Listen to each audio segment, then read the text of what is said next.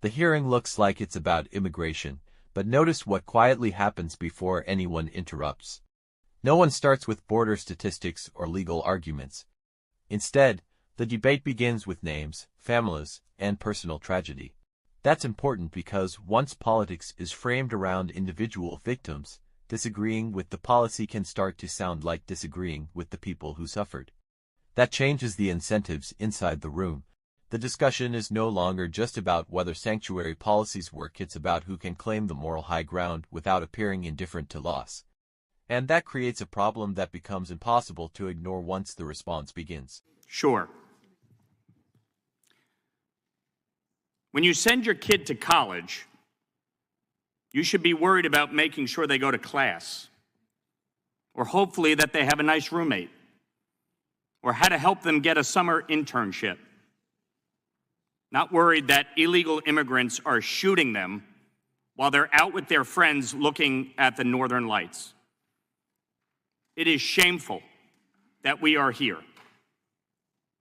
Not because this is the fourth hearing, but because we need to have 4 hearings to make people understand the real-life consequences of the disastrous sanctuary city policies. So while some of my colleagues may not want to hear the truth, the same outrage you feel about Renee Good and Alex Preddy, you should feel about Sheridan Gorman and Laken Riley and every Angel family in this country. I do feel that outrage. You do not. Because if you did, you would not support sanctuary jurisdiction. The shouting isn't the most revealing part of this exchange. The revealing part is that neither member spends much time defending a policy once the confrontation begins. Instead, both try to disqualify the other from speaking with moral authority. That's a subtle shift, but it says something about modern political incentives. If you can convince the audience your opponent is fundamentally unworthy, you don't just win the argument, you make the argument itself seem unnecessary. The question is whether moments like this persuade anyone watching, or simply reinforce what people already believed before the hearing even started. Outrage about Alex Preddy and Renee Good.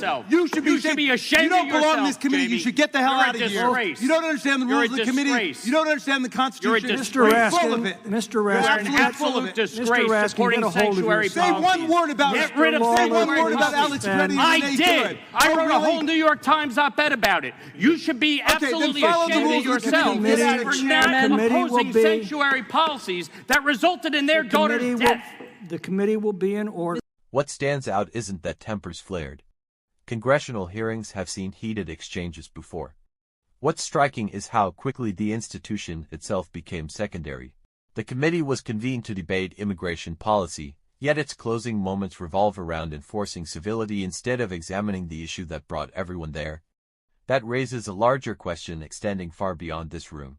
If every major policy debate eventually becomes a contest over outrage, does the public leave with a clearer understanding of the problem or simply a stronger emotional reaction to the people arguing about it? Mr. Chairman, I just want to say we will not allow, thanks to Mr. Lawler's outrageous outburst, we will not allow this to happen again. This was an agreement between the chair and the ranking member, and unfortunately you're not able to control your members, so it is time for us to proceed. Your opening statement was outrageous. You should be ashamed of yourself. I yield back. Get off of it.